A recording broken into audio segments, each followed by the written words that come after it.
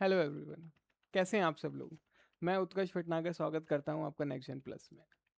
जैसे कि आप सभी जानते हैं, कल से हमने एक ऐसी प्रैक्टिस सेट शुरू करी है, या प्रैक्टिस सेट सीरीज ऐसी शुरू करी है जो कि टारगेट करती है यूपी पुलिस कांस्टेबल एग्जाम को। आने वाले कुछ 10-15 दिन ही आपके बचे हैं, तो ज़्यादा से ज़्यादा शेयर करिए इस वीडियोस को, ताकि उन बच्चों की भी हेल्प हो पाए जो आपके खास हैं।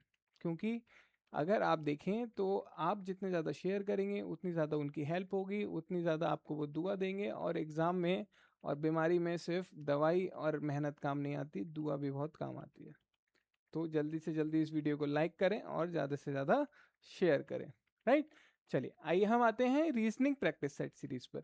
अगर हम देखें तो कल हमने एक रीजनिंग का प्रैक्टिस सेट किया था, उसमें टोटल हमारे 51 क्वेश्चन थे। 51 क्वेश्चन। आप कहेंगे सर इतने ज़्यादा क्वेश्चन कैसे आप ले आए एक सेट में? क्योंकि हमने देखा है कि रीजनिंग में तो 37 या 38 क्वेश्चन ही रहते हैं। लेकिन अगर हम देखें लास्ट जो एग्ज़ाम हुआ था हमारा कांस्टेबल का, उसमें अगर हम देखें तो हमारे मैथ्स के क्वेश्चन कम आए थे और रीजनिंग के क्वेश्चन ज़्यादा आए थे। तो उसी के लिए हमने यहाँ पे लास्ट ईयर का जो हमारा पैटर्न था उसी पैटर्न को फॉलो किया है। उस पैटर्न में हमारे 51 क्वेश्चन एक हमारे शिफ्ट में ऐसे थे कि रीजनिंग के थे 51 क्वेश्चन, और बाकी क्वेश्चन मैथ्स के थे। तो आइए इस सीरीज को हम शुरू करते हैं, स्टार्ट करते हैं दोबारा से, क्योंकि हमारा पार्ट 1 कंप्लीट हो गया था जिसमें हमने टोटल 25 क्वेश्चन किए थे। अब हम शुरू करते हैं आगे 26वें क्वेश्चन से। आइए, तो अगर हम 26वें क्वेश्चन पे अपने चलें तो हमारा 26वां क्वेश्चन है कुछ इस प्रकार। अगर आप देखें, इसमें हमें कुछ ऐसी कंडीशन दी जाती हैं और आपको कुछ ऐसी पद्धति दी जाती हैं, जैसे कि पुलिस ऑफिसर, पुलिस हेड या पुलिस कांस्टेबल, या फिर कोई भी ऐसी पद्धति दी जाएगी और साथ में आपको क्या मिलेगा, उसमें कुछ कंडीशंस दी जाएंगी। और हमारा एग्जामिनर जानना चाहता है कि आप उस कंडीशन के अकॉर्डिंगली क्या प्रतिक्रिया करेंगे, क्या रिएक्शन देंगे। क्योंकि वो जानना चाहता है कि आप वर्दी अगर पहनते हैं तो आप कितने लायक हैं, कितने गुणी हैं और कितने कुशल हैं। ठीक है, आइए नेक्स्ट करते हैं। एक पुलिस अधिकारी के रूप में आप तैनात हैं इस बार भी। आपके जिले में अल्पसंख्यक धार्मिक घृणा अपराधों की रिपोर्ट करते हैं। अल्पसंख्यक, अल्पसंख्यक यानी माइनॉरिटीज। माइनॉरिटीज मतलब किसी भी सेंस में हो सकते हैं, ये धर्म के सेंस में भी हो सकते हैं, कलर के सेंस में भी हो सकते हैं, किसी भी तरीके के सेंस में माइनॉरिटीज हो सकते हैं। ठीक। इन्होंने बोला आपसे आके, क्या हमारे खिलाफ या हमारे अगेंस्ट रिलीजियस हेट फैलाई जा रही है। रिलीजियस हेट यानी धार्मिक घृणा। अगर आप एक पुलिस ऑफिसर हैं, पुलिस अधिकारी हैं, और अगर आपके क्षेत्र में ऐसी घृणा बढ़ रही है, तो आपको पता है कि आने वाले टाइम में उससे अशांति भी बढ़ेगी। और आपका, अगर आप वर्दी पहनते हैं तो आपका काम है कि आपके क्षेत्र में जितने भी लोग हैं उनको सुरक्षित फील कराएं और अब जितना ज़्यादा हो सके शांति बनाए रखें। राइट। तो आइए देखते हैं। पहला ऑप्शन है कि नफरत फैलाने वाली पोस्ट को सामूहिक रिपोर्टिंग करें। लेकिन यहाँ पे कुछ भी ऐसा दिया हुआ नहीं है, या कुछ भी ऐसी कंप्लेन में हमें ऐसा दिया हुआ नहीं है क्या वो एक ऑनलाइन हेट थी या फिर सोशल मीडिया के थ्रू हुई थी। तो आइए, अगर हम इसे सही से ध्यान दें तो ऑनलाइन और सोशल मीडिया वाले ऑप्शन यहाँ पे क्या हो जाएंगे, एलिमिनेट हो जाएंगे, खत्म हो जाएंगे। ठीक। तो अगर फर्स्ट क्वेश्चन पढ़ें तो उसमें सोशल मीडिया के बारे में बात हो रही थी, और अगर नेक्स्ट पढ़ें हम तो यहाँ पे ऑनलाइन लिखा हुआ है, यानी ऑनलाइन हमें कोई लेना देना नहीं होना चाहिए। ठीक है। थर्ड ऑप्शन पर आते हैं। थर्ड ऑप्शन में बोल रहा है ऑर्गेनाइज इंटरफेथ पीस, यानी नेताओं को शामिल करें करते और अंतर धार्मिक शांति पहले आयोजित करें। तो भाई, हमारे यही तो काम है। क्या रिलीजियस हेट जो फैल रही है, धार्मिक घृणा जो फैल रही है, उसको नेताओं को मिलाकर उनके क्षेत्र के जितने भी लोग हैं उनसे बात करके एक ऐसी पहल करें, क्या वो जो अंतर धार्मिक शांति अपनाए। तो यही हमारा बिल्कुल सही आंसर हो जाएगा। ठीक है, सी ऑप्शन। आइए आगे बढ़ते हैं। हाँ भाई, एक राष्ट्रीय सुरक्षा प्राथमिकता वाली तलाश अपने चरम पे। इसका मतलब वो कह रहा है कि आप कोई ऐसा टास्क कर रहे थे, आपको ऐसा कोई टास्क दिया गया था जो कि किससे रिलेटेड है, राष्ट्रीय सुरक्षा। और आपका, या फिर जो भी कोई वर्दी पहनता है, चाहे वो पुलिस की वर्दी हो या फिर कोई फोर्स की वर्दी हो, उसकी सबसे पहला काम होता है कि वो अपने राष्ट्र के प्रति बिल्कुल दृढ़ता से खड़ा रहे।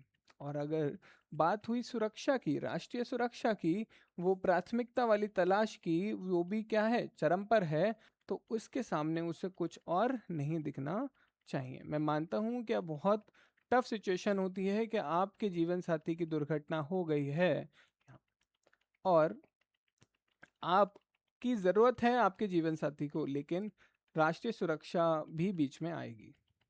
तो कितना खतरनाक ये, अगर आप सोचें तो कितना खतरनाक मंजर है आपके सामने कि आप इधर हैं, आपको एक चीज़ चूज करनी है ना। तो देखिए क्या चीज़ चूज कर सकते हैं, क्या आप इसमें बेस्ट ऑप्शन निकाल सकते हैं, देखते हैं। तुरंत अभियान छोड़कर, सबसे पहली बात, ना आप कोई कंप्लेन इग्नोर करेंगे, और ये तो बात होती है किसकी, राष्ट्रीय सुरक्षा की। तो आप इसे एकदम छोड़कर तो जा ही नहीं सकते, क्योंकि यहाँ पे साफ साफ लिखा हुआ है कि वो अपने अंतिम चरम पर चल रहा है। तो ये क्या हो जाएगा, यहीं पे गलत हो जाएगा। आगे बढ़ते हैं। विश्वसनीय परिवार सहयोग के माध्यम से अपा- आपातकालीन देखभाल की व्यवस्था करें, करते हुए अभियान जारी रखें। यानी आपके जो करीबी हैं, आप जिसको विश्वास कर सकते हैं, ऐसे इंसान को आप अपने जीवन साथी के पास छोड़ सकते हैं और उनसे बोल सकते हैं, क्या मैं जल्दी से जल्दी अपनी राष्ट्रीय सुरक्षा की ड्यूटी से या राष्ट्रीय की ड्यूटी को ख़त्म कर कर जल्दी से जल्दी लौटूंगा, तब तक वो उनका ख्याल रखें। है ना, सबसे बेस्ट ऑप्शन यही नहीं लगता आपको? फिर भी हम आगे पढ़ लेते हैं। अभियान के विवरण सार्वजनिक का सहानुभूति अवकाश व अनुरोध करना चाहिए। फिर से आप क्या हट रहे हैं, अपनी नेशनल ड्यूटी से पीछे हट रहे हैं, और ये एग्जामिनर बिल्कुल नहीं चाहता और ना आपको करना चाहिए।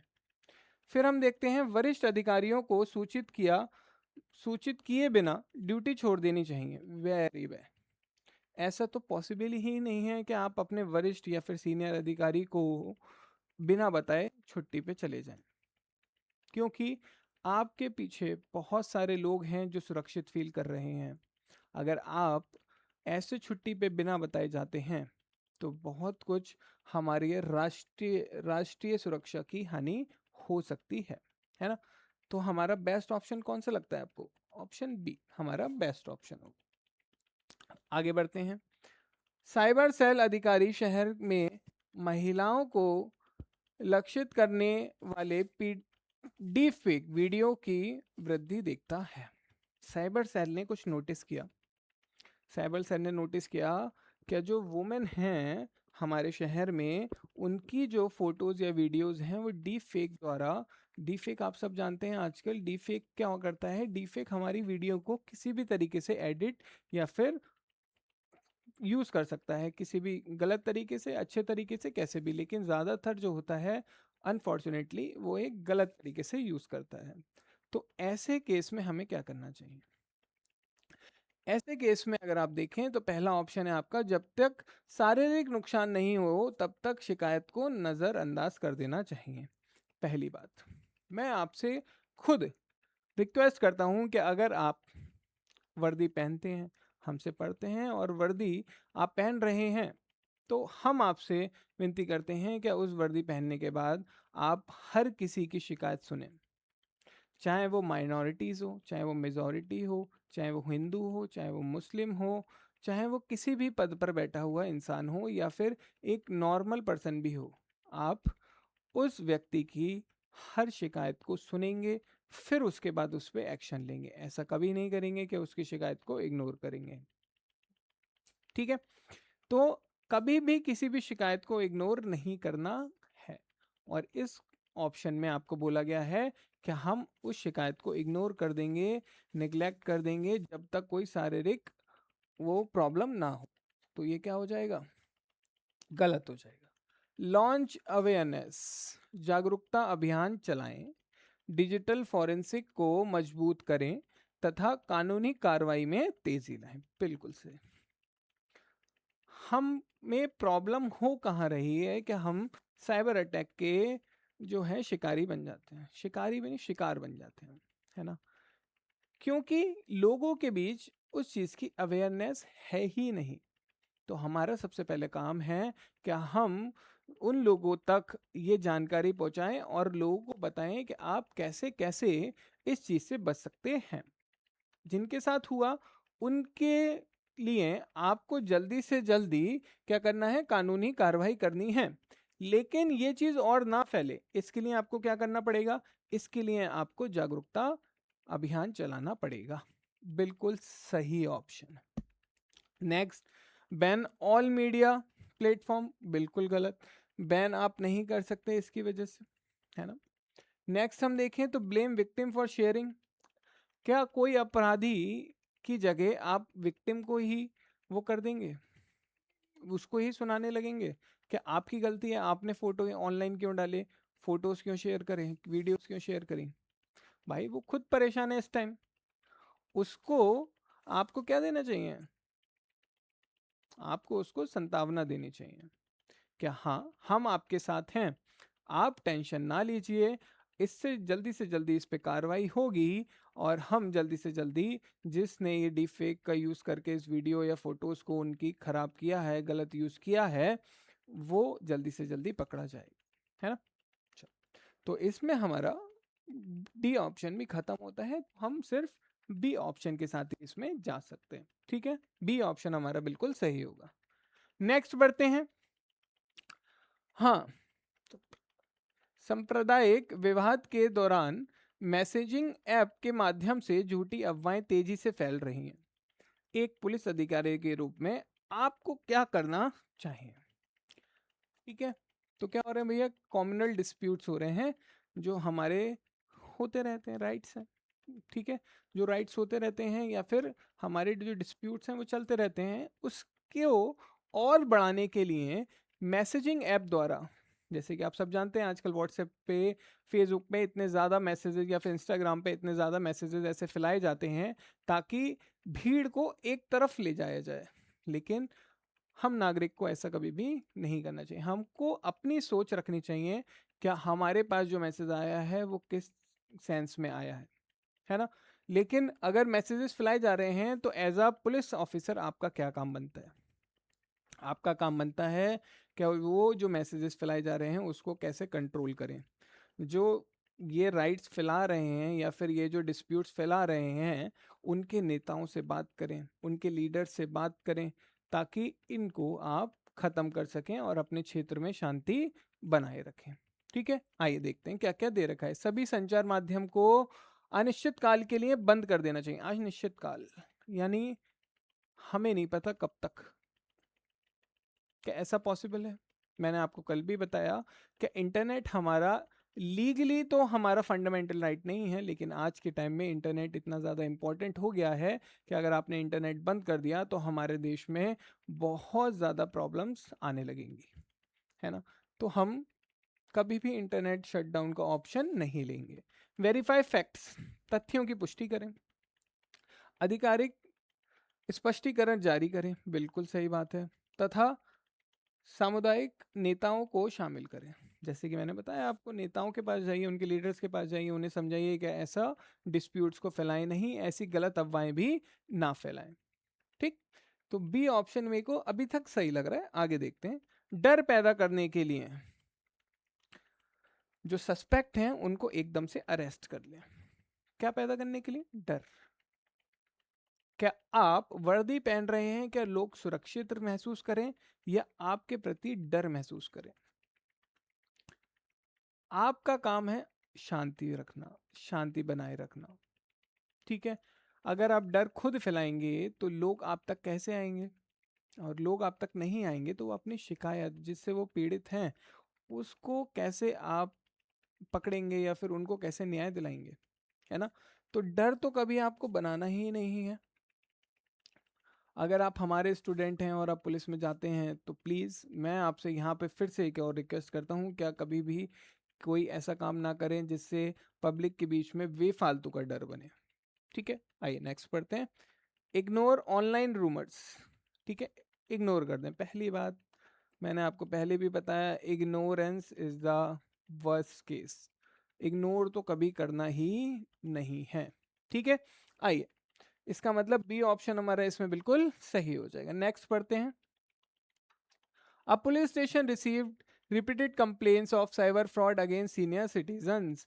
एक पुलिस स्टेशन को वरिष्ठ नागरिकों के विरुद्ध साइबर धोखाधड़ी की बार बार शिकायतें प्राप्त होती हैं, तो आपको क्या करना चाहिए? आप हैं पुलिस में, पुलिस अधिकारी के रूप में आप नियुक्त हैं या फिर तैनात हैं, तो आपको ऐसे केस में क्या करना चाहिए? अगेन मैंने आपको बताया ना, आधे से ज़्यादा सीनियर्स को सही से टेक्नोलॉजी अभी तक यूज़ करना नहीं आई है, क्योंकि हमें पता है कि टेक्नोलॉजीज़ जो हैं, जो हमारा इंटरनेट है, वो अभी स्टार्ट हुआ है बूम करना, वो बिल्कुल अभी शुरुआती फेस में है। तो हमको क्या करना चाहिए? हमारा काम क्या है एज अ पुलिस ऑफिसर, कि हम ज़्यादा से ज़्यादा अवेयरनेस फैलाएं, ताकि ये जो फ्रॉड हो रहे हैं, ऑनलाइन फ्रॉड्स हो रहे हैं, ये ना हो। क्योंकि इन फ्रॉडस्टर जो हैं हमारे, ये जो धोखाधड़ी करते हैं, क्रिमिनल्स हैं ये लोग, इन क्रिमिनल्स का ज़्यादा से ज़्यादा टारगेट रहता है हमारे वरिष्ठ जो नागरिक हैं। क्यों? क्योंकि उन्हें भी पता है कि इन्हें उतने अच्छे से जो हमारा टेक्नोलॉजी है वो यूज़ करनी नहीं आती है, तो वो उन्हें झांसे में फंसा सकते हैं। तो हमें क्या करना चाहिए? आइए देखते हैं ऑप्शन क्या क्या है। जागरूकता अभियान चलाना चाहिए, बिल्कुल सही। साइबर शिकायत स्तर को मजबूत करना चाहिए, ये भी बिल्कुल सही। अभी तक मेरे को ये सही लग रहा है। आगे बढ़ते हैं। वरिष्ठ नागरिकों को मोबाइल बैंकिंग का उपयोग ना करने की सलाह देना चाहिए। टेक्नोलॉजी क्या है? टेक्नोलॉजी आपकी लाइफ को बेटर करती है। आप कह रहे हैं हम आपकी लाइफ को बेटर करने के लिए टेक्नोलॉजी दे रहे हैं, एक दिन आओ आप और एक दिन छीन लो। क्या मतलब है इसका? आपका काम है, आपका नहीं, हमारे पूरे समाज का ही काम है कि एक ऐसी अवेयरनेस फैलाना कि ताकि सब उसमें सेफ फील करें, चाहे वो ऑनलाइन हो चाहे वो ऑफलाइन ट्रांजैक्शंस हो, है ना? तो ये क्या हो जाएगा? गलत। इग्नोर कंप्लेन्स, इग्नोर कंप्लेन्स सबसे बड़ा पाप। इग्नोर कभी भी नहीं करना है, जैसे कि मैंने आपको बताया अभी। ठीक है, सस्पेंड इंटरनेट एक्सेस, फिर से अगेन वही चीज बात कर रहा है ये, तो हमारी ए ऑप्शन बिल्कुल सही हो जाएगी। आइए नेक्स्ट क्वेश्चन। क्या है नेक्स्ट क्वेश्चन? अरे वाह, खत्म हो गया। नेक्स्ट हम बढ़ते हैं। खत्म क्या हो गया? खत्म हमारा सेट नहीं हो गया, खत्म वाले क्वेश्चन हो गए हैं जिसमें आपको कंडीशंस दी गई हैं और आपको बार बार प्रतिक्रिया देनी पड़ती है। ठीक है, नेक्स्ट क्वेश्चन हम देखें तो नेक्स्ट क्वेश्चन हमारा है कोडिंग एंड डिकोडिंग का, जिसमें हमें एक वर्ड दे रखा है चर्च। और कल हमने इसी साइट में एक और कोडिंग डिकोडिंग का क्वेश्चन किया है। इसका मतलब दो कोडिंग के डिकोडिंग के क्वेश्चन आ चुके हैं हमारे अभी तक एक सेट में, है ना? चर्च को हमने कोड करा, एक चर्च वर्ड है, उसको कोड करा SXIFSX में। मैंने आपको बताया कि हमें इसकी अल्फाबेट वैल्यूज को पता करना चाहिए। अल्फाबेट वैल्यूज क्या होती हैं? जो अंग्रेजी वर्णमाला में उनका नंबर होता है, जैसे कि ए का नंबर 1 है, बी का नंबर 2 है, सी का नंबर 3 है, ऐसे करके अंग्रेजी वर्णमाला में जो उनकी प्लेस वैल्यू होती हैं उनको पता करना चाहिए या फिर याद रखना चाहिए, है ना? अगर आप देखें तो यहाँ पे दो सी आए हैं। अगर आप अपनी मेंटेलिटी चेक करना चाहें तो क्या करना है हमको? बहुत तेज काम करना है। बहुत तेज काम करने के लिए हम ये सोच सकते हैं कि यहाँ पे दो सी आए हैं और दो एच आए हैं, और नीचे आप अगर देखें तो दो एस आए हैं, दो एक्स आए हैं। इसका मतलब सी का या एच का कोड जो हो सकता है वो हो सकता है एस या एक्स में से एक। बिल्कुल। तो कैसे हम सी को एक्स से रिलेट करें या एस से रिलेट करें? कैसे? अगर आप सी देखें तो सी आता है 3 नंबर पे, एस आता है 19 नंबर पे। दोनों के बीच में बहुत ज़्यादा डिफरेंस है। इतना ज़्यादा डिफरेंस कभी भी आपकी कोडिंग डिकोडिंग में नहीं आएगा, तो इसका मतलब इनके बीच में कुछ प्लस माइनस नहीं हुआ है। तो अगर हम देखें सी से एक्स, तो यहाँ पे आपका माइंड जाना चाहिए सीधे अपोजिट लेटर्स पे, यानी विपरीत जो आपके अक्षर हैं। सी का अपोजिट होता है एक्स, राइट? तो हमें एक आइडिया मिलता है यहाँ से, क्या सी का अपोजिट लिखा हुआ हो सकता है एक्स? और आप अगले लेटर पे गए तो अगर सी का अपोजिट एक्स है तो एच का अपोजिट क्या है? एस है। यही हमें क्या मिल गया? एक पैटर्न पता चल गया, है ना? क्या इनको दो के ग्रुप में ब्रेक करा है, क्रॉस लगा के उसका क्या लिख दिया गया है? अपोजिट लेटर लिख दिया गया है, विपरीत अक्षर लिख दिए गए हैं। फिर अगर हम आगे चेक करें तो ऐसे ही होगा, ग्रुप में क्रॉस मार्क है उनके अपोजिट, तो आर का अपोजिट आई है ना, और यू का अपोजिट एफ, और अगेन फिर से एच का अपोजिट एस और सी का अपोजिट एक्स। तो अगर हमें ये पैटर्न पता चल गया तो इसी पैटर्न को यूज करते हुए हमें किसका कोड बनाना है, हमें बनाना है टेम्पल का कोड। अगर आप टेम्पल का कोड बनाना चाहते हैं तो आप उसे दो दो के ग्रुप में ब्रेक करेंगे, क्रॉस लगाएंगे, है ना, और उसमें उसके अपोजिट लेटर्स लिखेंगे, यानी विपरीत अक्षर लिखेंगे। ई का अपोजिट होता है बच्चों वी, टी का अपोजिट होता है जी। कौन से ऑप्शन में मिल रहा है आपको वी और जी? दो ऑप्शन में मिल रहा है ना, खत्म, दो ऑप्शन खत्म। बचे हमारे दो ऑप्शन। इन दो ऑप्शन में अगर आप लास्ट लेटर देखो तो क्या क्या आ रहा है, एक में ओ आ रहा है और एक में वी आ रहा है। तो अगर हम लास्ट लेटर निकाल लें, बाकी छोड़ दें, तो हमारा आंसर यहाँ पे क्लियर हो जाएगा, है ना। तो लास्ट लेटर बताओ किससे आएगा? लास्ट लेटर आएगा हमारे एल के अपोजिट लेटर से। एल का अपोजिट लेटर क्या होता है? ओ। तो इसका मतलब ए ऑप्शन आपका सही हो जाएगा, बी ऑप्शन आपका एलिमिनेट हो जाए। ऐसे करके आप कहाँ ही कहीं 10 सेकंड तक बचा सकते हैं। आपको लगेगा 10 सेकंड क्या है, एक एग्जाम में 10 सेकंड बहुत बड़ा टाइम होता है। जब वो टिक टिक टिक टिक चलती है ना घड़ी, तो उसमें 10 सेकंड आपको ऐसा लगता है कि आपने 10 साल जी लिए हो और 10 साल में आपने कुछ नहीं करा है। ठीक है, तो हम ट्राई करेंगे कि जितना भी टाइम सेकंड्स में, मिली सेकंड्स में जितना भी टाइम आपका बच रहा हो वहां से आप टाइम बचाएं। ठीक है, आइए नेक्स्ट बढ़ते हैं। नेक्स्ट अगेन फिर से आया हमारा एक डायरेक्शन का क्वेश्चन। पिछले हमारे सेट में या इसी सेट में पहले भी दे रखा है, पिछले पार्ट में हमने कराया है ना। देखते हैं क्या बोला है। बोल रहा है एक व्यक्ति उत्तर दिशा में 7 किलोमीटर चलता है। तो इसका मतलब एक व्यक्ति उत्तर दिशा में है, तो उत्तर है हमारा ऊपर की ओर, ऊपर की ओर। तो हम सबसे पहले बनाएंगे एक स्टार्टिंग पॉइंट। ठीक है भाई, हमने एक स्टार्टिंग पॉइंट बना लिया, मान लिया आपकी बात। ये एक स्टार्टिंग पॉइंट है। इस स्टार्टिंग पॉइंट से हम कहाँ जाएंगे बच्चों? ऊपर की तरफ जाएंगे। ठीक है, ऊपर की तरफ गए। ऊपर की तरफ इसका मतलब नॉर्थ में कितना चले हम? 7 किलोमीटर चले। इस नॉर्थ में जहां पे हम पहुंचे वहां से हमें मुड़ना है किस तरफ? बाईं तरफ।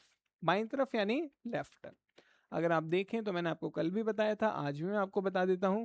अगर बाईं तरफ मुड़ना हो या लेफ्ट तरफ मुड़ना हो तो हम जाते हैं एंटी क्लॉकवाइज, यानी घड़ी की विपरीत दिशा में। और अगर हमें राइट मुड़ना होता है तो हम जाते हैं घड़ी की दिशा में, यानी क्लॉकवाइज। तो अगर हम यहाँ पे खड़े हुए हैं, इधर फेस करके खड़े हुए हैं, तो हमें बाईं तरफ मुड़ना है, यानी एंटी क्लॉकवाइज, यानी घड़ी की विपरीत दिशा में। लेकिन घड़ी चलती है ऐसे, आपको जाना है घड़ी की विपरीत दिशा में ऐसे। तो कौन सी दिशा मिलेगी हमें इधर? हमें मिलेगी वेस्ट डायरेक्शन। ठीक है, ऐसे ही हम सारे क्वेश्चंस को कर सकते हैं। और हम कितना चले? केवल 4 किलोमीटर चले। ठीक है, चलिए कितना चले बच्चों? 4 किलोमीटर चले। फिर आगे बाईं ओर मुड़े, वेस्ट का बायां। तो आप घड़ी की विपरीत दिशा में आओगे, वेस्ट के बाएं। वेस्ट होता है इधर, नीचे आओगे किधर आएंगे? साउथ में। साउथ में अगर हम आए और साउथ में हम कितना चले? 9 किलोमीटर चले। चलते हैं साउथ में, मतलब नीचे की तरफ 9 किलोमीटर जाना है यहाँ से। 7 ये है तो 7 से बड़ा ही होना चाहिए। ठीक है, 9 इससे बड़ा होना चाहिए। तो ये हो गया हमारा 9 किलोमीटर। 9 किलोमीटर। यहां से उसने एक बार और बाएं मुड़ा। अब साउथ का बायां अगर आप देखें, आपको बिल्कुल याद होना चाहिए ये चीज। ऊपर नॉर्थ, इधर ईस्ट, इधर साउथ, इधर वेस्ट, दिमाग में बिल्कुल फिक्स्ड होना चाहिए। क्या साउथ में अगर बायां मुड़ा मैं तो किधर आऊंगा? ईस्ट यानी पूर्व दिशा में आ जाऊंगा। और कितना चलूंगा? 4 किलोमीटर चलूंगा। तो 4 ये है तो नीचे भी 4 आएगी, इस बिंदु के सामने ही आना चाहिए, है ना। तो इस बिंदु के हम सामने रखेंगे इसको। ठीक, ये हो गई हमारी अंतिम बिंदु। एक हमारी स्टार्टिंग पॉइंट यानी प्राथमिक बिंदु, और एक हमारी अंतिम बिंदु यानी एंड पॉइंट। ठीक है, हमें क्या बताना है? हमें बताना है कि person from the initial position, initial position मतलब स्टार्टिंग पॉइंट, प्राथमिक स्थिति यानी प्राथमिक बिंदु। ठीक, तो यहां से कितनी दूरी पर है बताइए? ये दूरी तो है बस। ठीक है, ये जो दूरी है, तो ये दूरी कितनी है? आइए निकालते हैं। ये दूरी अगर हम देखें तो ये टोटल इधर आप देखो तो 9 किलोमीटर है। 9 किलोमीटर से यहां तक कितना है? यहां तक है 7 किलोमीटर। तो बचा कितना बच्चों? बचा हमारा 2 किलोमीटर नीचे। अगर 2 किलोमीटर नीचे बचा तो ये 2 है, तो सामने वाली भी क्या होगी, 2। आंसर हमारा बी ऑप्शन। आगे बढ़ते हैं।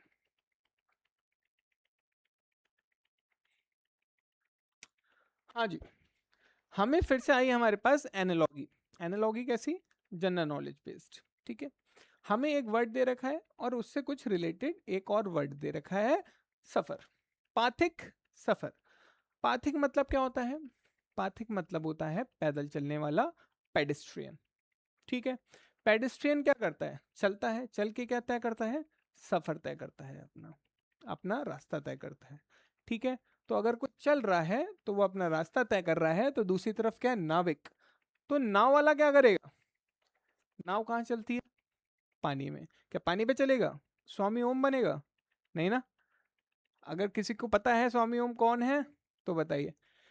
नाविक, नाविक जो करेगा वो अपनी समुद्र यात्रा को पूरा करेगा। चलिए नेक्स्ट पढ़ते हैं। क्या दिया गया है, निम्नलिखित प्रश्नों में कुछ शब्द दिए गए हैं। ये आपको 4 शब्द 4 ऑप्शन में दिए गए हैं। ठीक है, इसमें आपको बताना है उनमें से विषम को छोड़कर कुछ सामान्य विशेषताएं हैं। विषम मतलब ऑड, ऑड यानी जो हमें अटपटा लगता हो। सिर्फ नंबर ही ऑड नहीं होते हैं, कोई चीज अगर हमें अटपटी लग रही है, कोई चीज वहां पे जम नहीं रही है, कोई चीज बाकी लोगों से कुछ अलग हटकर है, तो वो क्या है, वहां पे ऑड है, यानी कुछ अटपटी है। ठीक है, तो इन चारों में से कोई 3 ऐसे शब्द हैं जो सेम है, सेम तरीके के हैं, और कोई एक शब्द अलग है। अगर हम देखें तो क्या क्या है हमारे पास, असंतुष्ट, मेहनती, समर्पित और गरिमामय। अगर आप देखें तो सबसे पहला असंतुष्ट, एक निगेटिव थॉट है ना। अगर आप देखें तो ये क्या है, विशेषताएं बता रहा है। तो असंतुष्ट एक निगेटिव है, निगेटिव हमें विशेषता बताता है किसी पर्सन की। अगर आप देखें तो मेहनती, मेहनती एक अच्छी क्वालिटी है, अच्छी विशेषता है। ठीक है, समर्पित, समर्पित मतलब डेडिकेटेड भी हम इसे बोल सकते हैं, और डेडिकेटेड का डिवोटेड भी हो सकता है। ठीक है, पर्यायवाची है। तो समर्पित भी एक पॉजिटिव है, और गरिमा में डिग्निफाइड, वो बहुत गरिमा में है, मतलब वो इतना अच्छा है कि उस पर कोई भी लांछन नहीं लगाया सकता। ठीक है, तो निगेटिव इसमें कौन सी हो जाएगी विशेषता, निगेटिव विशेषता हो जाएगी बच्चों इसमें ए। ठीक है, तो यही हमारा आंसर हो जाएगा, बिल्कुल हटकर। नेक्स्ट हम क्वेश्चन पे बढ़ते हैं, क्वेश्चन नंबर 35। क्वेश्चन नंबर 35 में हमें दी गई है मिसिंग नंबर सीरीज। जल्दी से आंसर करेंगे, वीडियो रोककर इसका कमेंट में जल्दी से आंसर दें। बहुत अच्छी मिसिंग नंबर सीरीज है ये। देखें तो इसमें हमें क्या दी गई है, पहला नंबर दिया गया है 20, दूसरा नंबर भी दिया गया है 20। मैंने आपको सिखाया था कि हमें कैसे चेक करते हैं इसमें, कि पहले नंबर से दूसरे नंबर को कैसे आप पहुंच सकते हैं, कैसे आप बना सकते हैं। तो 20 से 20 कैसे बनाया जा सकता है, 20 से 20 बनाया जा सकता है कुछ प्लस करके, माइनस करके, मल्टीप्लाई करके, डिवाइड करके। अगर आप देखें यहाँ पर, तो अगर हम प्लस में देखें तो प्लस में हमें क्या मिल रहा है, प्लस में हमें 0 मिल रहा है। फिर आगे हम चलते हैं तो प्लस में हमें 4 मिल रहा है। उससे आगे चलते हैं तो प्लस में हमें 18 मिल रहा है। और उससे आगे चलते हैं तो प्लस में हमें 48 मिल रहा है। क्या कोई लॉजिक दे रहा है हमको ये, कोई लॉजिक है इसमें, 4, 18, 48, कुछ भी लॉजिक इसमें हमें नहीं मिल पा रहा है। ठीक है, तो हम और कुछ ट्राई करते हैं, और कुछ ट्राई करते हैं। हम ट्राई करते हैं इसमें मल्टीप्लाई करने का। अगर आप मल्टीप्लाई करते हैं तो 20 से 20 कैसे बनाएंगे, किसी भी नंबर को अगर 1 से आप मल्टीप्लाई करते हैं या गुणा करते हैं किसी भी नंबर की 1 से, तो हमें वही नंबर मिलता है। वही हम यहाँ पे करने की कोशिश करेंगे। हम करेंगे 1 से मल्टीप्लाई, बिल्कुल ठीक अभी तक।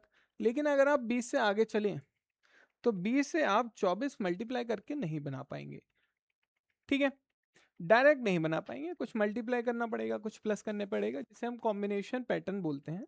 ठीक है, तो हम अगर थोड़ा ध्यान दें तो प्लस होके भी नहीं हो रहा, मल्टीप्लाई होके भी नहीं हो रहा, और ये नंबर कोई स्क्वायर के पास के नंबर भी नहीं है ना। क्योंकि आप देखें तो 20-20 दोनों नंबर स्क्वायर के पास नहीं हो सकते।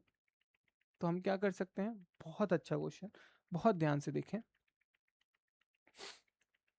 20 को अगर हम मल्टीप्लाई कर दें किससे, 0.5 से, 0.5 कितना होता है, आधा।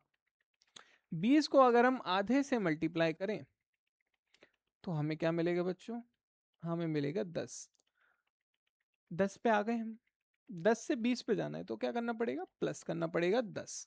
इसका मतलब यहाँ पे अगर हमें 20 से 20 बनाना है तो आधे से मल्टीप्लाई करके उसमें कितना प्लस करना पड़ेगा, 10 प्लस करना पड़ेगा। इससे आगे बढ़ते हैं। अगर हम इससे आगे बढ़ें तो यहाँ पे देखें तो यहाँ पे हम क्या कर रहे हैं, यहाँ पे हम 1 से मल्टीप्लाई कर रहे हैं तो कितना प्लस हो रहा है, यहाँ पे हम अगर 1 से मल्टीप्लाई करें तो प्लस हो रहा है, अगर हम यहाँ पे 1 से प्लस कर रहे हैं बच्चों, अगर 1 से प्लस करेंगे तो हमारा कितना प्लस होगा, 4 प्लस होगा, है ना।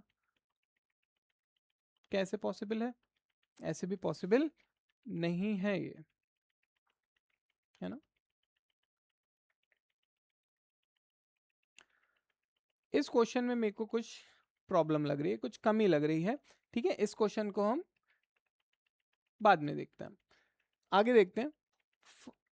If first, third, sixth letter of the word linguistic are changed into immediate preceding letter, यदि शब्द linguistic से पहले तीसरे छठे अक्षरों को अंग्रेजी वर्णमाला श्रृंखला के अनुसार उनके तुरंत पहले आने वाले अक्षरों में बदल दिया जाए। आने वाले सब, उसके तुरंत पहले वाले आने वाले मतलब अगर बी है तो उससे पहले आने वाला ए में बदल देंगे, अगर सी है तो उससे पहले आने वाला बी में बदल देंगे, और चौथे सातवें अक्षरों को अंग्रेजी वर्णमाला श्रृंखला के अनुसार उनके तुरंत बाद वाले आने वाले अक्षरों में बदल दें। उनके बाद आने वाले मतलब अगर ए है तो बी, बी है तो सी, सी है तो डी। आइए देखते हैं कितने लेटर्स हैं लिंग्विस्टिक।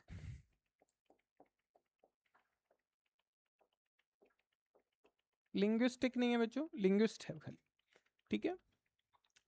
तो हमें कौन कौन सा लेटर देखना है बच्चों, हमें देखना है पहला, तीसरा और छठा। पहला कौन सा है, एल।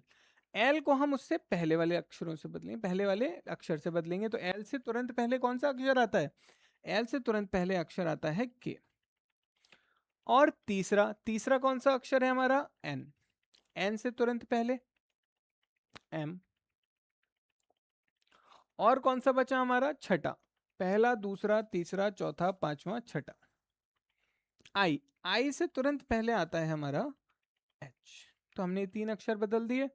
इसके बाद बोला गया है कि हमारा जो कौन से अक्षर हैं, चौथे और सातवें अक्षर, चौथा कौन सा अक्षर हो गया, जी, और सातवां कौन सा अक्षर हो गया हमारा, एस, इसको आने वाले बाद वाले अक्षरों में बदल दिया जाए। तो जी के बाद तुरंत क्या आता है, जी के तुरंत बाद आता है एच, और एस के तुरंत बाद आता है टी, और जो रिमेन है वो बिल्कुल सेम बदल दिए जाएंगे, ठीक है। उसके बाद देखते हैं क्या लिखा है।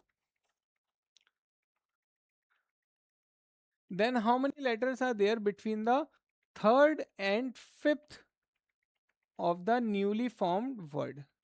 तो हमें बताना है जो हमारा न्यू फॉर्म्ड वर्ड बना उसमें थर्ड और फिफ्थ लेटर में कितने लेटर्स का गैप है, ठीक है। कितने लेटर्स का गैप है बताइए बच्चों, जल्दी से देख के।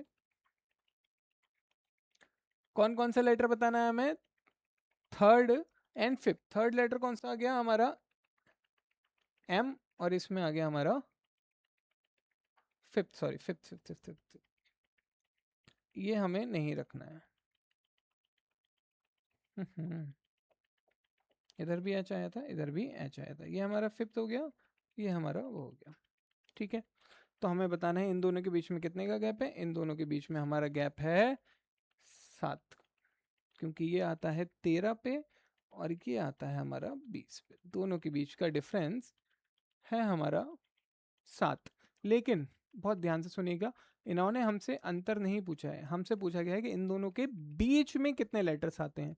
तो अगर बीच में है तो हमें एक और माइनस करना पड़ेगा, और अगर हम एक और माइनस करते हैं तो आंसर हमारा कितना आएगा बच्चों, आंसर आ गया हमारा 6। यानी एम और टी के बीच में N, O, P, Q, R और एस, टोटल 6 लेटर्स होंगे, ठीक है, नेक्स्ट पढ़ते हैं। Rahul and Robins are brother. हमारा किसका क्वेश्चन है? हमारा ब्लड रिलेशन का क्वेश्चन है, रक्त संबंध। ठीक है, क्या क्वेश्चन है? जल्दी से देखिए, पॉज करिए और आंसर बताएं। Rahul Robins are brother. Rahul और रॉबिन दोनों आपस में क्या है? भाई हैं। हम जो मेल होता है उसे दर्शाएंगे किससे? बॉक्स से। और अगर कोई सिबलिंग है, भाई बहन है, तो उसे दर्शाएंगे एक लाइन से। तो राहुल और रॉबिन दोनों क्या हैं आपस में? भाई हैं, रॉबिन।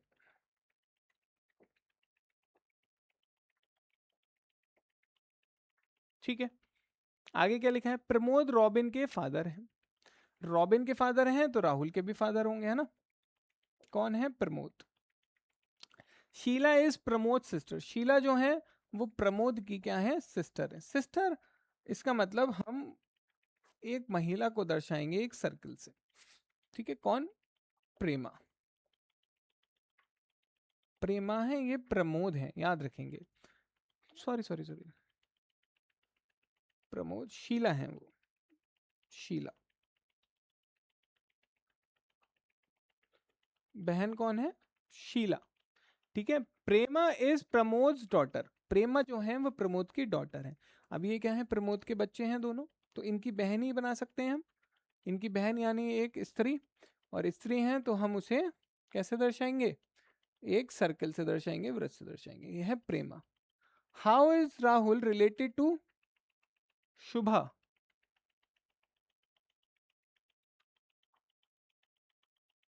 हाउ इज, बच्चों यहाँ शुभा नहीं होगा, शीला होगा। ठीक है, शीला कर लें इसे। ठीक है, कि राहुल जो है वो शीला से कैसे रिलेटेड है।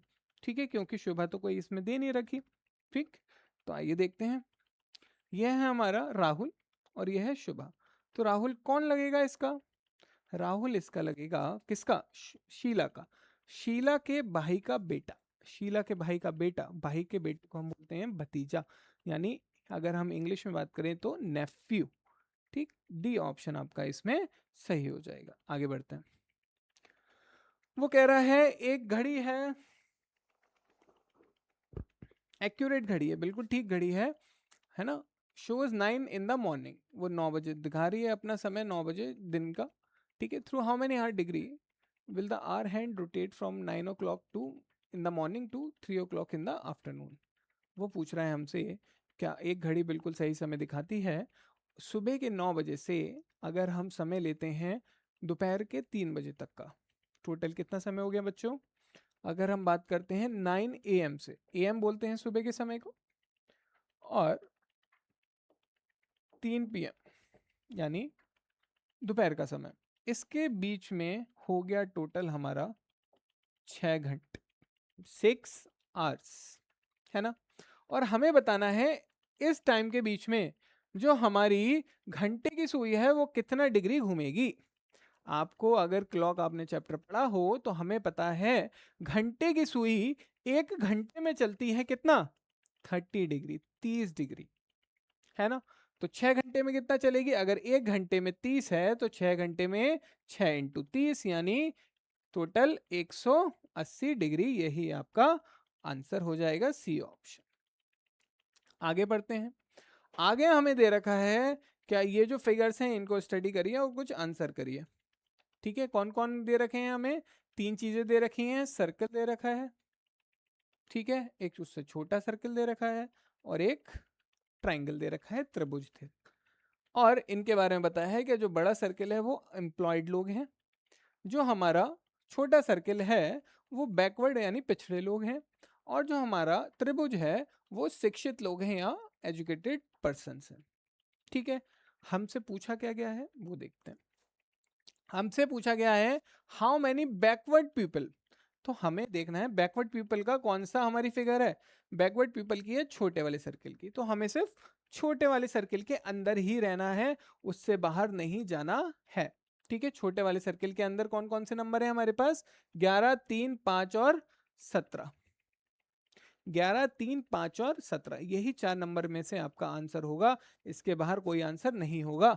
ठीक है, पीपल आर नॉट एजुकेटेड, लेकिन वो एजुकेटेड नहीं है। एजुकेटेड कौन से हैं? बड़े सर्किल वाले। तो जो हमारा 11, 3, 17, 5 में से बड़े सर्किल में नंबर आ रहे हैं उसको हटा दो, क्योंकि हमें वो नहीं चाहिए। तो बचे कौन से? 11 और 17। ठीक है, तो अगर हम देखें तो 17 आपका ऑप्शन में आंसर आपका ये हो जाएगा। आगे बढ़ते हैं। Which of the following diagram best indicate the relation between sea, earth and sun? बताइए, अपनी बुद्धि को यूज करते हुए जल्दी से कमेंट बॉक्स में आंसर दें। क्या सी यानी हमारा समुद्र, पृथ्वी और सूर्य के बीच में रिलेशन क्या है, और उस रिलेशन को हम कौन से वेन डायग्राम से शो कर सकते हैं? जल्दी से बताइए। अगर आप देखें तो हमारा अर्थ जो है, क्या वो सूर्य में है, या सूर्य हमारा अर्थ में है, या कुछ टच करते हैं एक दूसरे से? नहीं ना, सूर्य अलग है, बिल्कुल सेपरेट है, और हमारी अर्थ जो है वो बिल्कुल सेपरेट है, हमारी पृथ्वी जो है वो बिल्कुल सेपरेट है। तीसरी चीज क्या है? हमारे पास समुद्र, लेकिन सारा समुद्र किसके अंदर है? अर्थ के अंदर है। तो कौन सा ऑप्शन सही होगा? ऑप्शन ए, जिसमें सारा समुद्र जो है वो हमारे पृथ्वी के अंदर है, और जो हमारा सन है वो दोनों से बिल्कुल अलग है, हटकर है। नेक्स्ट क्वेश्चन पे बढ़ते हैं। नेक्स्ट क्वेश्चन हमारा जल्दी से एक सिंप्लीफिकेशन का क्वेश्चन है, जल्दी से सॉल्व करेंगे इसे। सबसे पहले बोर्ड मास का रूल का यूज करेंगे। बोर्ड मास में क्या बोलते हैं? बी से होता है ब्रैकेट, ओ से होता है ऑफ, डी से होता है डिवीजन यानी भाग, एम से होता है आपका मल्टीप्लिकेशन यानी गुणा, ए से होता है आपका एडिशन यानी जोड़ना, और एस से होता है सब्ट्रैक्शन यानी घटाना। तो सबसे पहले हम पहले डिवाइड करेंगे, भाग देंगे, फिर गुणा करेंगे, मल्टीप्लिकेशन करेंगे, फिर हम एडिशन करेंगे यानी प्लस करेंगे, जोड़ेंगे, और फिर हम माइनस करेंगे। आइए देखते हैं। सबसे पहले हम अगर डिवाइड करें, 360 को 12 से आप डिवाइड करोगे तो कितना बचेगा? तो हमारे पास बचेगा 30। फिर आप 4 से 3 को मल्टीप्लाई करोगे, गुणा करोगे, तो आएगा हमारे पास 12, और दोनों को आप प्लस कर दोगे तो आएगा 42। इतना आसान क्वेश्चन। आइए देखते हैं आगे क्या है। आगे है हमारे पास रैंकिंग का क्वेश्चन। रैंकिंग के क्वेश्चन में क्या है? के इज ओल्डर देन ए। अच्छा, के बड़ा है तो हम क्या करेंगे? ऊपर से नीचे के क्रम में रखेंगे, जो छोटा है उसे नीचे, जो बड़ा है उसे ऊपर। ठीक है, तो के इज ओल्डर, के बड़ा है, ठीक है, किससे? ए से। तो के को हम ऊपर रखेंगे, ए को हम नीचे रखेंगे। आगे जी बड़ा है ए से, तो इसका मतलब जी जो है वो ए के ऊपर आएगा। लेकिन क्या वो के से बड़ा है? इसके बारे में अभी तक हमें ज्ञान नहीं है। तो हम जल्दी से क्या करेंगे? एक बार हम क्या करेंगे, जी जो है वो के से छोटा रखेंगे, ए से तो बड़ा है, के से छोटा, और एक केस जल्दी से इसके बराबर में बना लेंगे, जिसमें हम जी जो है वो के से भी बड़ा रख देंगे। आगे बढ़े। आगे अगर हम देखें तो आर जो है वो जी से छोटा है, आर जो है जी से छोटा है ना, सॉरी एक लाइन हमारी रह गई। ए जो है वो आर से भी छोटा है, और ए जो है वो जी से भी छोटा है। इसका मतलब जो आर है वो ए और जी के बीच में आएगा, ए और जी के बीच में आएगा। आर जो है ए और जी के बीच में आएगा, क्योंकि ए आर से छोटा है और जी से, आर जो है वो जी से छोटा है। ठीक है, अगर आप इधर देखें तो आर जो है वो कहीं भी आ सकता है, यहाँ भी आ सकता है, यहाँ भी आ सकता है ना। लेकिन हमसे पूछा गया है, हमसे पूछा है सबसे छोटा कौन है, तो दोनों ही केस में आपको सबसे छोटा पर्सन मिल रहा है ए। ए ऑप्शन आप आंसर लगा लेंगे, बाकी का आंसर आप नहीं कर सकते, उसमें कैन नॉट बी डिटरमाइन लगाएंगे। ठीक है, आइए आगे बढ़ते हैं। एक क्यूबाइड शेप है वुडन बॉक्स, ठीक है, हमारा क्यूबाइड का क्वेश्चन है। जल्दी से इसे देखें और आंसर आप कमेंट बॉक्स में करेंगे। ये क्वेश्चन आप अपने खुद से बनाएंगे। ठीक है, अगर कमेंट बॉक्स में मुझे सही आंसर मिलता है, हम कल उसका नाम लेकर ये क्वेश्चन सॉल्व करेंगे। ठीक, आइए आगे बढ़ते हैं। क्या दे रखा है भाई? एक स्वास्थ्य सचेत व्यक्ति हाल ही में शुरू की गई पोषण परामर्श की सेवा का हेल्पलाइन नंबर याद करने की कोशिश कर रहा है। ठीक है, कोई हेल्पलाइन नंबर है ठीक है, उसको हमें याद नहीं है तो हम याद करने की कोशिश करते हैं कि यार शुरू में 98 था, लास्ट में 47 था, कुछ ऐसा ऐसा नंबर था। तो आइए देखते हैं कि हम उससे पूरा नंबर ज्ञात कर सकते हैं या नहीं। वो बोलता है द नंबर स्टार्ट विद 987, जो नंबर है वो किससे शुरू होता है, 987 से शुरू होता है। तो हमें स्टार्टिंग के 3 नंबर तो मिल गए, और जो नंबर का आखिरी है वो अंत होता है किससे, तो हमें टोटल कितने नंबर मिल गए यहाँ पे, टोटल हमें मिल गए 6 नंबर। तो बीच में कितने नंबर बचे हुए, 4 नंबर बचे हुए। आइए देखते हैं 4 नंबर बचे हुए हैं, या क्या पता उन कंट्री में कितने हैं। ठीक है, आगे देखते हैं। हेल्पलाइन नंबर है ना, उसमें कितने भी नंबर हो सकते हैं। द 4th डिजिट इज इधर 4, 4th डिजिट यानी 7 के तुरंत बाद वो या तो 2, 4 और 6 है। ठीक है, लेकिन not repeated in the number, लेकिन वो दोबारा से रिपीट नहीं होती है। तो अगर आप देखें तो यहाँ पे 2 आ सकता है, 4 आ सकता है या 6 आ सकता है, ये उसका बोलने का मतलब था। लेकिन फोन नंबर में वो दोबारा नहीं आ सकती। लेकिन आपको पता है फोन नंबर में 2 भी है और 6 भी है, इसका मतलब यहाँ पे 2 और 6 तो खत्म हो जाएगा, बचेगा क्या, 4, है ना। तो कौन से ऑप्शन से आपको मिल रहा है, देखो 9847 कौन से ऑप्शन में मिल रहा है, 9847 सिर्फ डी ऑप्शन में मिल रहा है। यही आपका आंसर होगा। आगे बढ़ जाए क्वेश्चन नंबर 45 पे। क्वेश्चन नंबर आप 45 पे देखो तो हमें फिर से वैसे ही क्वेश्चन मिला जैसे हमने कल शुरू किया था कोडिंग के बाद। ठीक, हमें एक वर्ड दे रखा है, ठीक है, उस वर्ड से हमें देखना है उनके अक्षरों को तोड़ मरोड़ कर कौन सा ऑप्शन इसमें बनेगा या नहीं बनेगा, नहीं बनेगा। ठीक है, तो देखें PIP, क्या 2 P हैं इसमें, I भी है, बिल्कुल ठीक। ETT ई, 2 ई चाहिए 2 टी चाहिए, 2 ई है 2 टी भी हैं, बन जाएगा भाई। ठीक है, ये तो ए तो बन जाएगा। फिर हम देखते हैं आर ई दोनों हैं, पी यू भी है, टी ई भी है, ये भी बन जाएगा। फिर हम देखते हैं पी ई एन भी मिलेगा हमें इसमें, बिल्कुल मिलेगा। ए एन, तो एक तो एन हो चुका, एक एन दोबारा चाहिए, कितने एन चाहिए, 2 एन चाहिए। लेकिन इस वर्ड में कोई भी 2 एन नहीं दिए गए, है ना। तो इसका मतलब जो हमारा सी ऑप्शन है वो इस वर्ड से नहीं बन सकता। बढ़े आगे, चलिए क्या क्वेश्चन है, स्टेटमेंट पढ़िए जरा।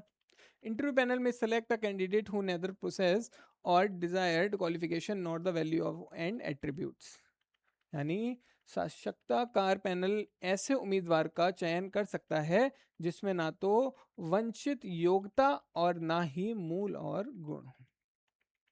हम इंटरव्यू अगर किसी का लेते हैं तो हमारा काम है कि हम इंटरव्यू में ऐसा कैंडिडेट सेलेक्ट करें जो उस पोजीशन या फिर उस पोस्ट के योग्य हो, कुशल हो, है ना।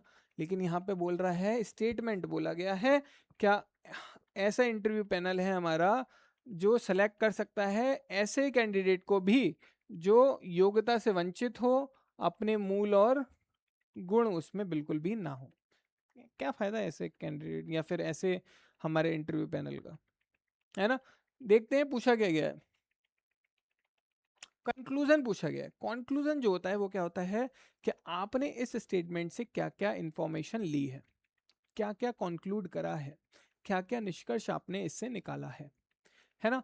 क्या क्या निष्कर्ष आपने निकाला है, इसका मतलब आप जो है सिर्फ स्टेटमेंट पे ही रहेंगे, अपनी नॉलेज इसमें यूज नहीं करेंगे।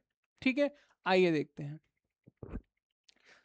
साक्षात्कार पैनल में विशेषज्ञों को शामिल करना यह सुनिश्चित नहीं करता कि वे चयन के लिए उचित है, बिल्कुल सही। यही तो हमें पता चल रहा है कि इतने एक्सपीरियंस पैनल बैठा हुआ है फिर भी वो सही से काम नहीं कर रहा, तो यह हमें क्या नहीं करता, सुनिश्चित नहीं करता है कि वो काम है।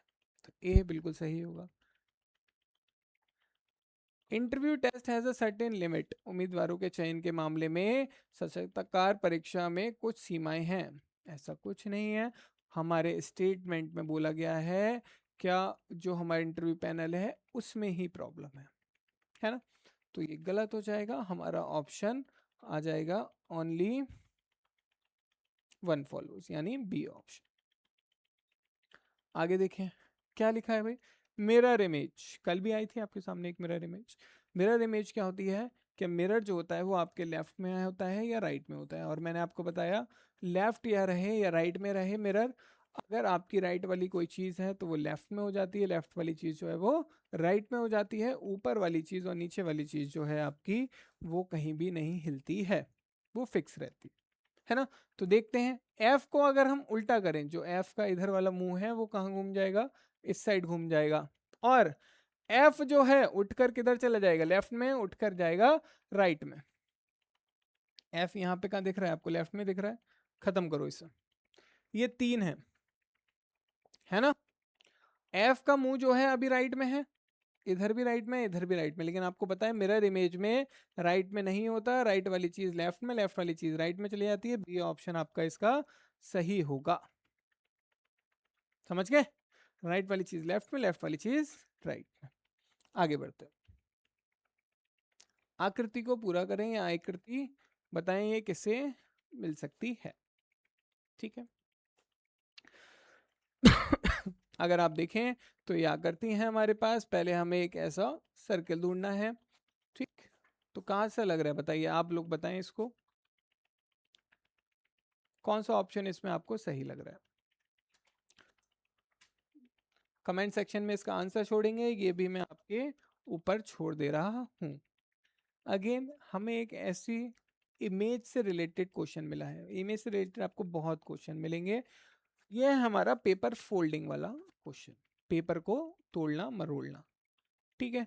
पेपर को आप अगर राइट में मोड़ो या लेफ्ट में मोड़ो तो वो किस तरीके से यूज होगा, वो यूज होगा मिरर की तरीके से, राइट में या लेफ्ट में, लेफ्ट वाली चीज राइट में, राइट वाली चीज लेफ्ट में। अगर पेपर को ऊपर नीचे मोड़ेंगे तो वो यूज होगा वाटर की तरह, पानी की तरह, मतलब परछाई कैसे पड़ती है पानी में, जो ऊपर वाली चीज होती है वो नीचे हो जाती है, नीचे वाली चीज ऊपर हो जाती है, दाएं बाएं वाली सेम रहती है ना।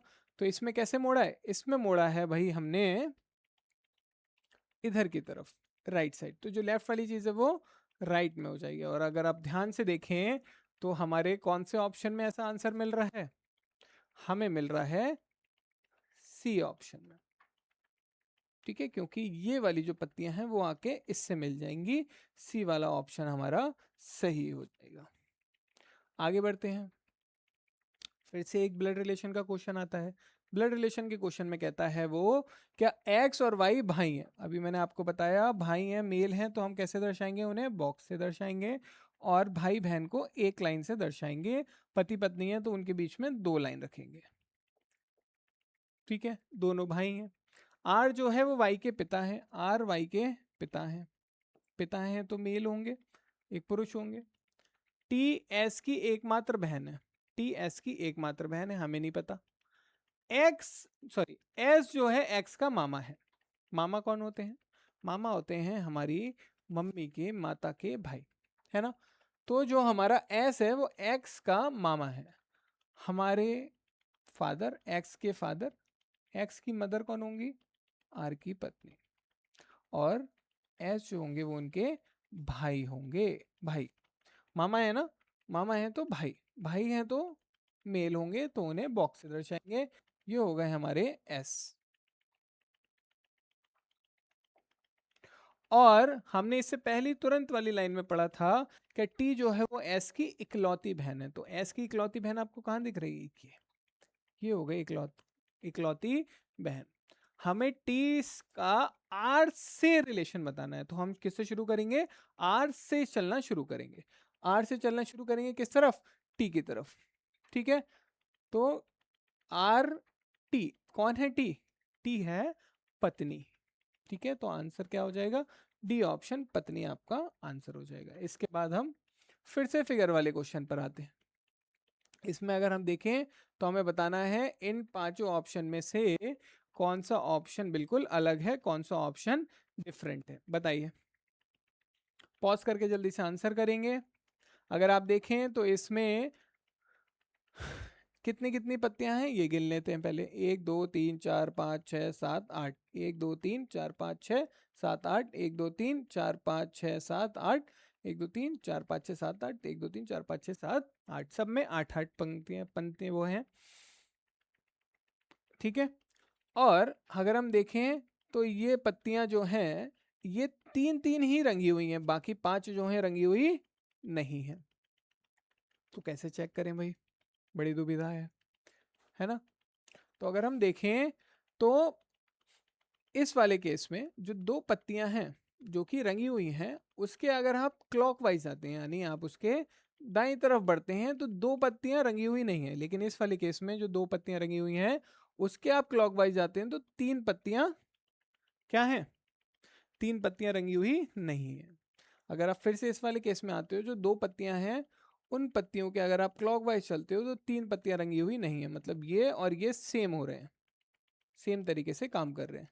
अगर आप यहाँ भी देखें तो यहाँ से अगर आप दो पत्तियां जो हैं उससे आप क्लॉकवाइज बढ़ते हैं तो हमारी ऐसी तीन पत्तियां मिलती हैं जो रंगी हुई नहीं है। फिर इसका मतलब ये और ये सेम तरीके से काम कर रहे हैं।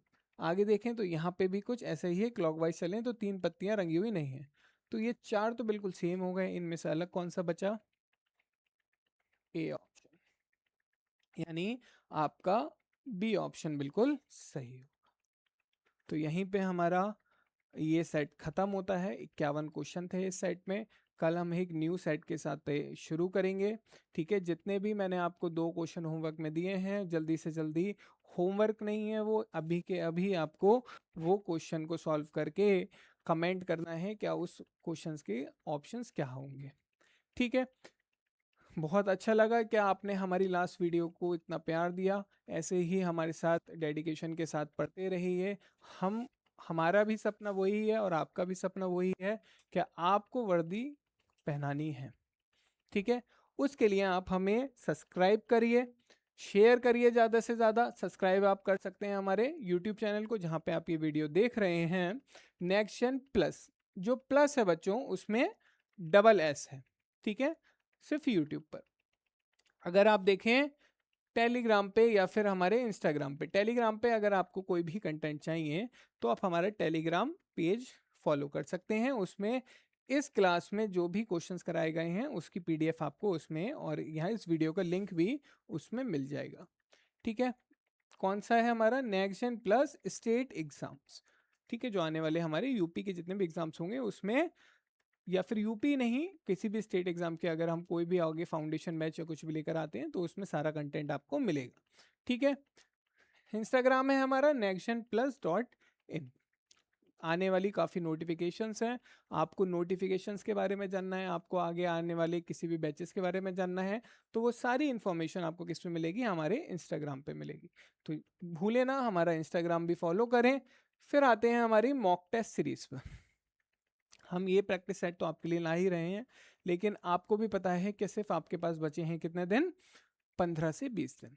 तो अगर 15 से इन 20 दिनों में अगर आपको अच्छे से तैयारी करनी है तो आपको एक टाइम लगाकर मॉक देना बहुत ज़रूरी है, दिन के कम से कम 1 या 2। तो उसके लिए हम लेकर आए हैं हमारी मॉक टेस्ट सीरीज। इस मॉक टेस्ट सीरीज को हमारी आप वेबसाइट पे भी पा सकते हैं।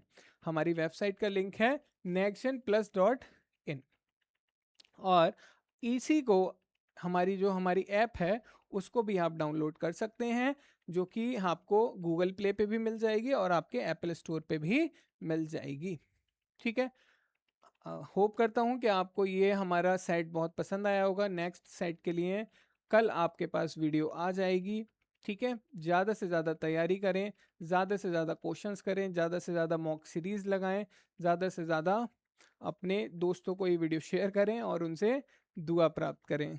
धन्यवाद। जय हिंद, जय भारत।